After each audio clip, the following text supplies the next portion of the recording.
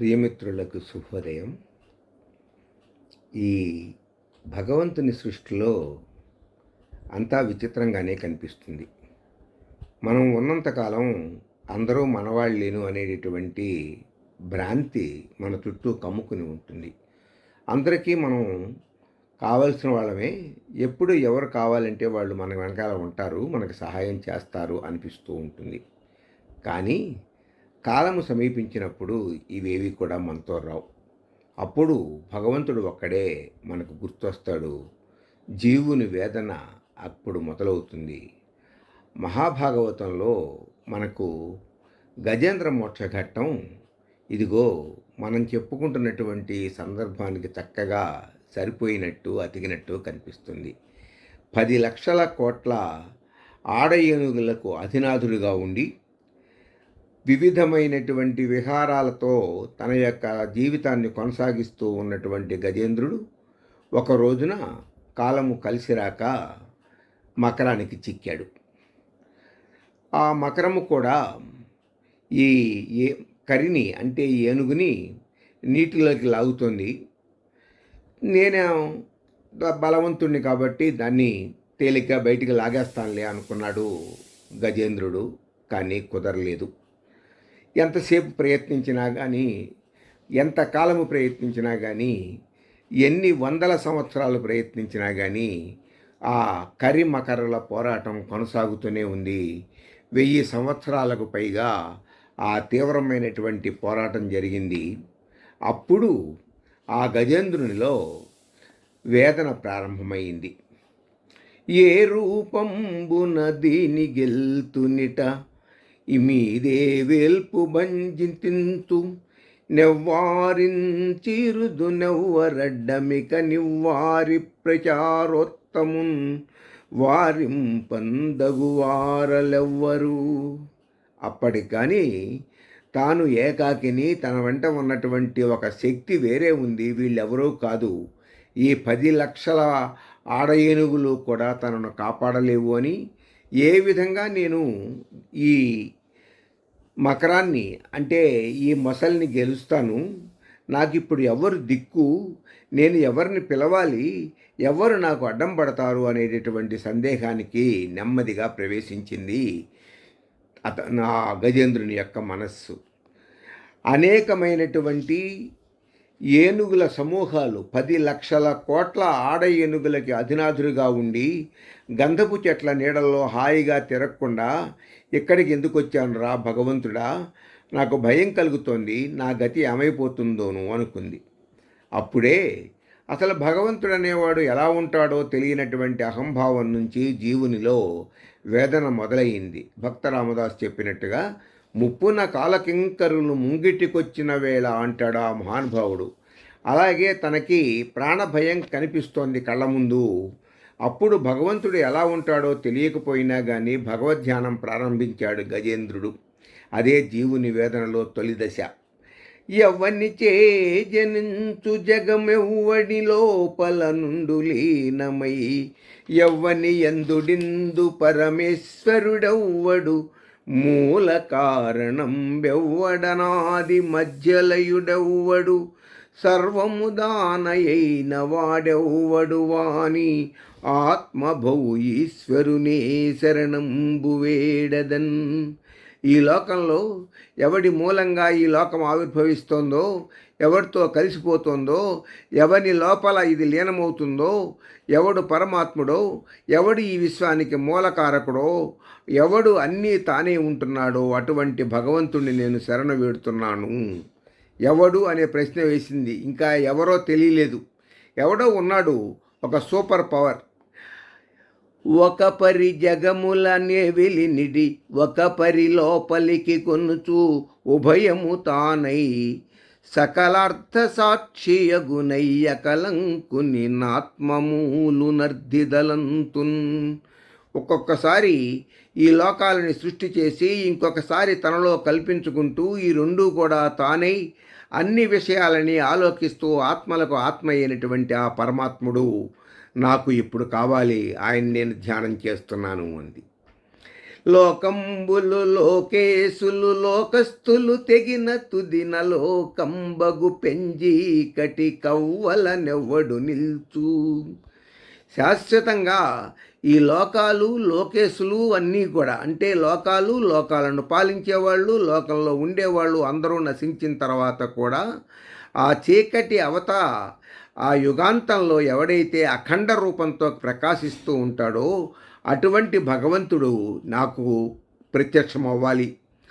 నర్తకుని భంగి పెక్కగు మూర్తులతో నెవ్వడాడు. నటుడిలాగా రకరకాల వేషాలు వేసుకుంటూ అనేకమైన అవతారాలతో మునులు దివిజులున్ కీర్తింపనేరరెవ్వని. దేవతలు కానీ ఋషులు కానీ ఎవరో కూడా కీర్తించలేనంతటి కీర్తిమంతుడు అయినటువంటి అటువంటి వాణిని నేను కీర్తిస్తున్నాను, ప్రార్థిస్తున్నాను. ముక్త సంగులైన మునులు దిదృక్షులు సర్వభూతహితులు సాధు చిత్తులు అసదృశవ్రతాఢ్యులై కొల్తురవ్వని దివ్య పదములు వాడు దిక్కు నాకు.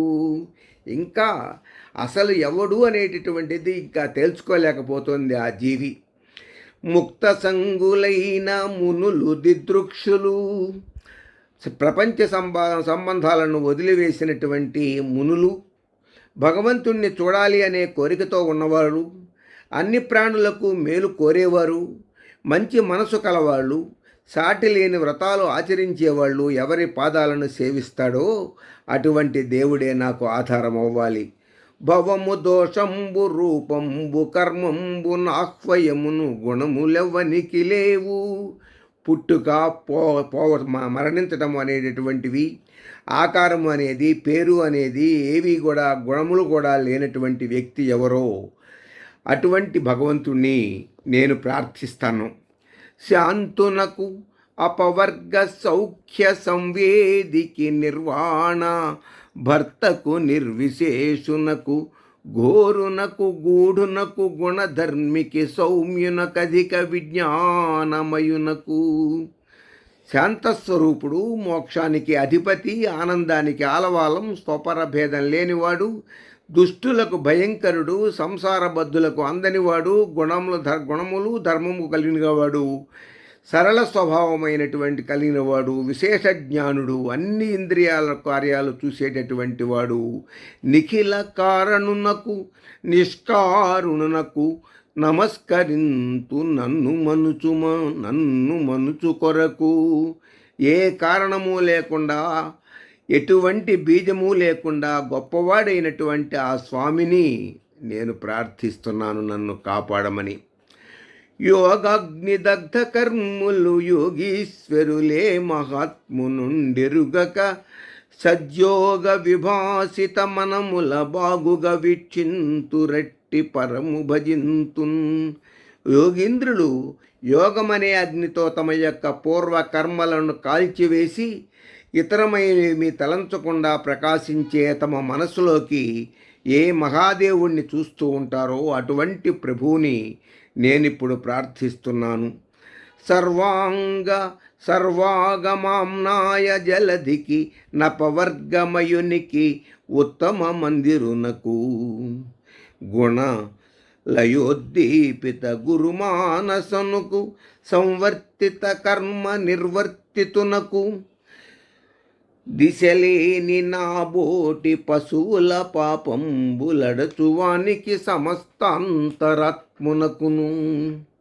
పరమాత్ముడు అనేటటువంటి వాడు ఆగమాలకు వేదాలకు సముద్రం లాంటివాడు, మోక్షస్వరూపుడు, గొప్ప గుణములకు నిలయమైనవాడు, రాపిడి కొయ్యలతో అగ్ని వలె సుగుణాలతో దాగి ఉండేటటువంటి వాడు, అందరిలోనూ ఆత్మగా వెలిగేటటువంటి వాడు, నాశనం లేనివాడు, పూజింపదగినవాడు. ఇవన్నీ కూడా జీవుడికి మరణ సమయం ఆసన్నమైందనిపించినప్పుడు కలిగేటటువంటి వేదన. అదే భగవత్ సాన్నిధ్యానికి చేకూరుస్తుంది.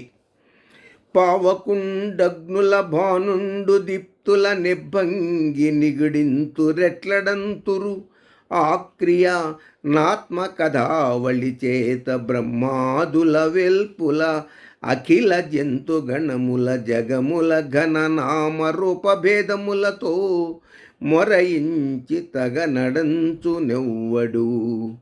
భగవంతుడనేటటువంటి వాడు ఎలా ఉంటాడుట అంటే, అగ్నిజ్వాలలు సూర్యుడి వెలుగులు ప్రసరింపచేసి మళ్ళీ శమింపచేసుకున్నట్టుగానే భగవంతుడు తన కిరణాల చేత బ్రహ్మ మొదలైనటువంటి దేవతలని, సకల జీవరాశుల్ని, సమస్త లోకాలని నానా విధమైన నామరూపభేదాలతో పుట్టించి లయింపచేస్తూ ఉంటాడు.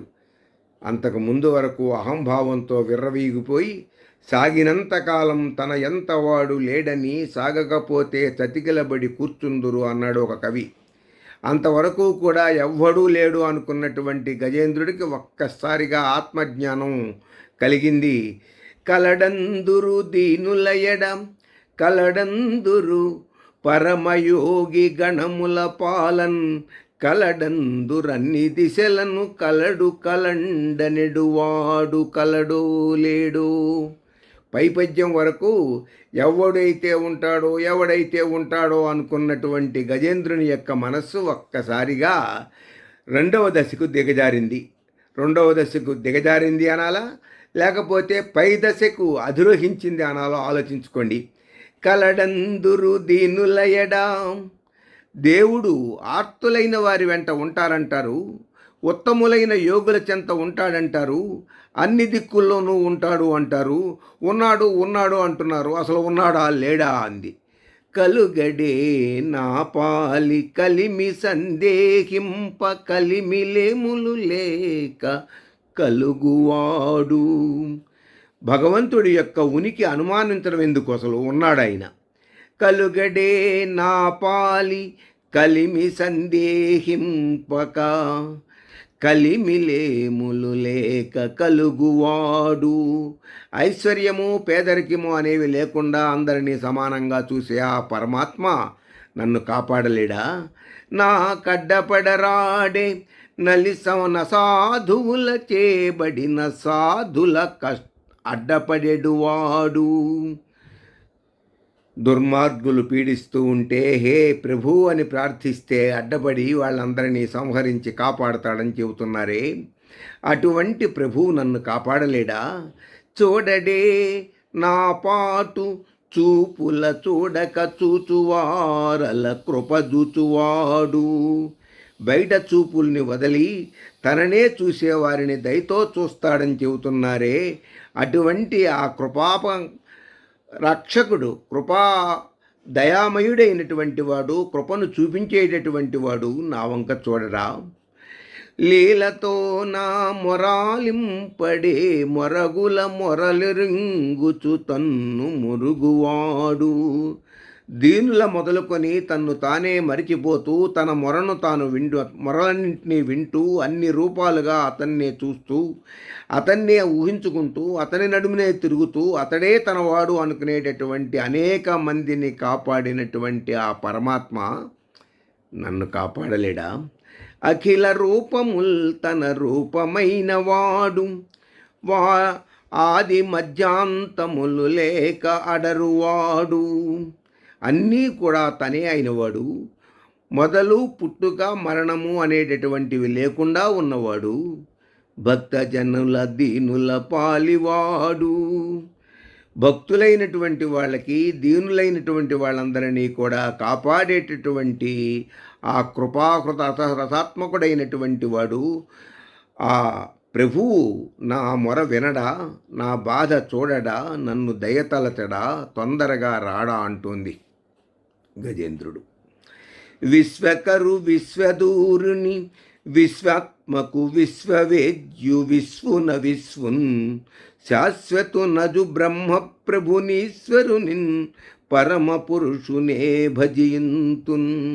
ఎవడు ఎక్కడుంటాడు అనే స్థితి నుంచి ఉన్నాడు, వాడు రావాలి అనేటటువంటి దశకు వచ్చేసాడు గజేంద్రుడు. లోకాన్ని సృష్టి చేసి లోకానికి దూరంగా ఉంటూ లోకానికి అంతరాత్మయై లోకానికి బాగా తెలుసుకోదగినవాడై లోకమే తానై లోకాతీతుడై పుట్టుక లేకుండా ఎల్లప్పుడూ ఉంటూ ముక్తికి నాయకుడై లోకాన్ని నడిపిస్తున్నటువంటి ఆ పరమాత్మను ఉన్నాడే, అట్టి ఈశ్వరుని పరమ పురుషుణ్ణి నేను ప్రార్థిస్తున్నాను నన్ను కాపాడమని. ఇలా అంటూనే ఉంది.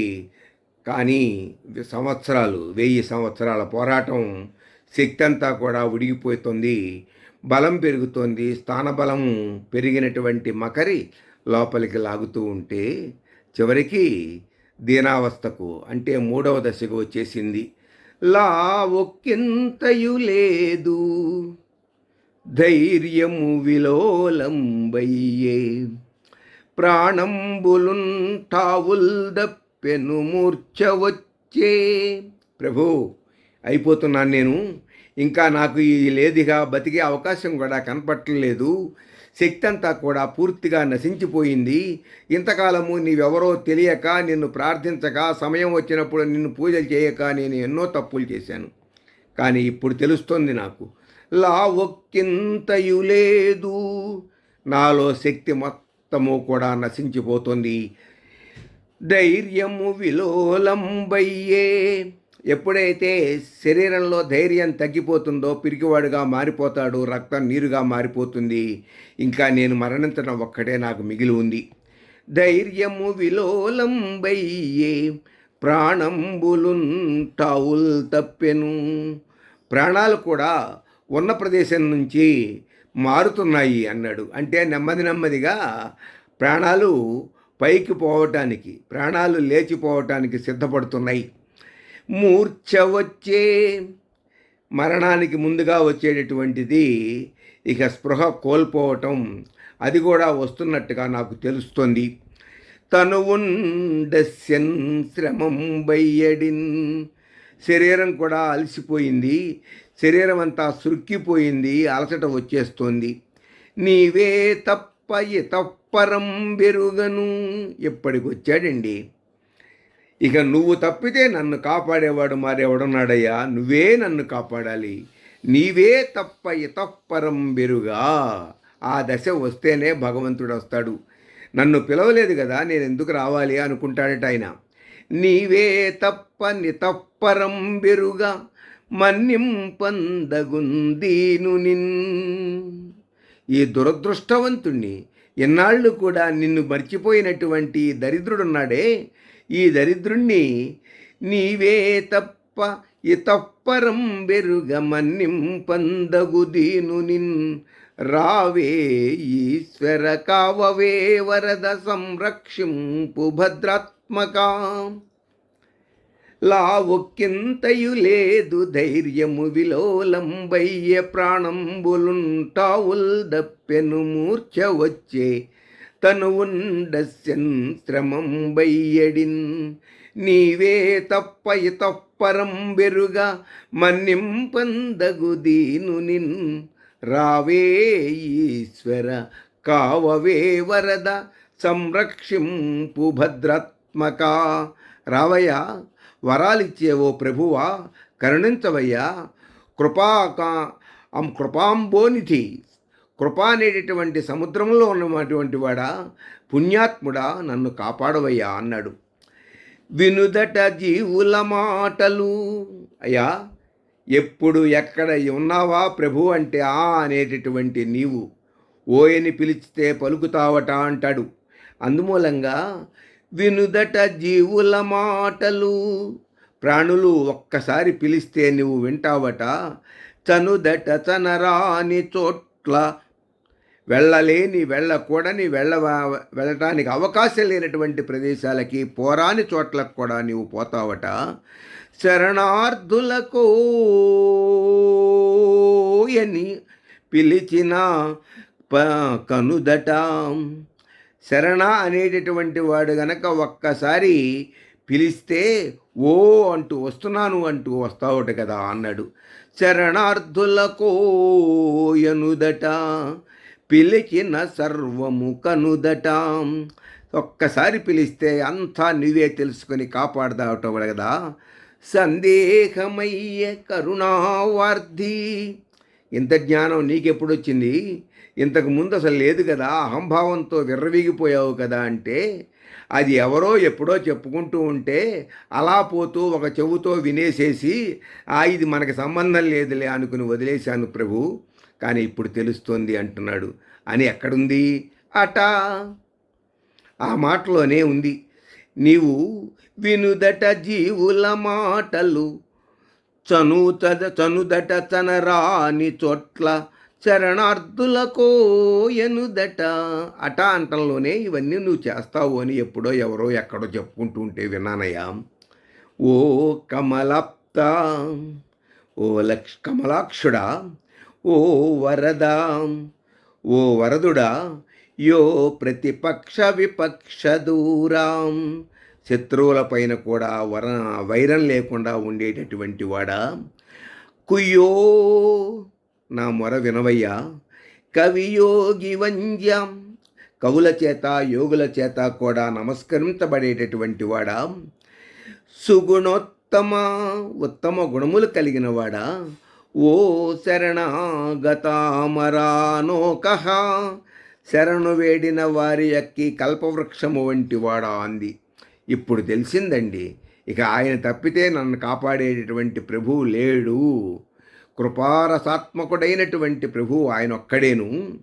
రావే యో మునీశ్వర మనోహర, మునీశ్వరులందరికీ కూడా ప్రియమైనటువంటి వాడా, ఉరావే కరుణింపవే తలపవే శరణార్థిని నన్ను కావవే, నిర్మలమైన మహిమ కలదో దేవా రావా, రావే కరుణింపవే, కరుణించి శరణు అన్నటువంటి వాళ్ళని కాపాడేటటువంటి ఓ దేవా, ఓ దైవమా, కరుణింపవే తలపవే శరణార్థిని నన్ను గావవే. నీవు రాకపోతే ఇంకా ఏమీ లేదయ్యా, అయిపోయాను నేను. ఇక నీవే నాకు దిక్కు, నిన్ను నమ్ముకున్నాను, నిన్ను ప్రార్థిస్తున్నాను. నీవే తప్పై తప్పరం బెరుగను. నువ్వు తప్పితే నానా యోనిషు మోడధి కర్మక్షయాదహం ప్రాప్తం తవ పాదాబ్జపత్తనం అద్య ప్రభృతి దాసోహం దేవదేవ జనార్దన అంటాము శరణాగతి గద్యంలో. విశ్వమయతలేమి వినియు నూరకయుండి అంబుజాసనాదులడ్డు పడక, విశ్వమయుడు విభుడు విష్ణుండు జిష్ణుండు భక్తియుతున కడ్డపడదలంచే.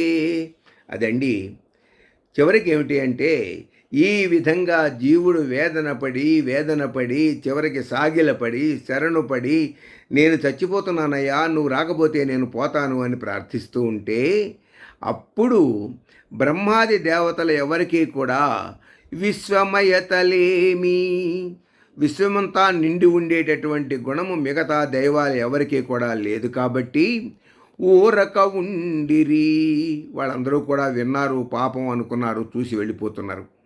కానీ అంబుజాసనాదులడ్డు పడక, ఆ బ్రహ్మాది దేవతలందరూ కూడా తెలుసు, వినపడుతుంది, ఈ ఆర్తనాదం వినపడుతుంది, కానీ తాము చేయగలిగింది లేదు అనుకుని వాళ్ళందరూ వెళ్ళిపోతూ ఉంటే, విశ్వమయుడు సర్వవ్యాపి అయినటువంటి వాడు, విభుడు జిష్ణుండు కృష్ణుండు, విశ్వమయుడైనటువంటి వాడు విజయశీలైనటువంటి వాడు అయినటువంటి విష్ణువు భక్తియుతున కడ్డపడదలంచే. జీవుని వేదనలో అది పరమావధండి. భక్తియుతున కడ్డపడదలంచే, శరణార్థి ఎప్పుడైతే నీవే తప్ప అని అంటాడో తప్పనిసరిగా భగవంతుడు వచ్చి తీరతాడు. భక్తిని యొక్క ఆర్తనాదాన్ని విన్నటువంటి భగవంతుడు ఎటువంటి స్థితిలో ఉన్నా కూడా పరిగెత్తుకుని వచ్చేస్తాడు అని భావించాడు పరమ భక్త శేఖరుడైనటువంటి పోతన. అందుకే అలా వైకుంఠపురంబులో నగరిలో ఆమూల సౌధంబుదాపల మందార వనాంతరామృత సరప్రాంతేందు కాంతోపలోత్పల పర్యంకరమా వినోదియగు ఆపన్న ప్రసన్నుండు విహ్వల నాగేంద్రము పాకి పాకియన కుయ్యాలించి సంరంభియై. ఆ గజేంద్రుని యొక్క మొరగినటువంటి ఆ భగవంతుడు తన ఇల్లాలైనటువంటి రమాదేవితో వినోదంలో ఉండి కూడా బయలుదేరి వచ్చేసాడట.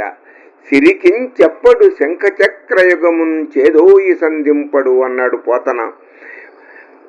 ఆయన భక్త రక్షకుడు కాబట్టి లక్ష్మీదేవికి కూడా చెప్పకుండా బయలుదేరి వచ్చేశాడు అని చెప్పటంలోనే భక్త పరాధీనత నిరూపించబడింది. అటువంటి భక్తశేఖరుడు పోతన మన భాగవతాన్ని సంస్కృతం నుంచి తెలుగు చేయటం తెలుగువారి అదృష్టం. స్వస్తి.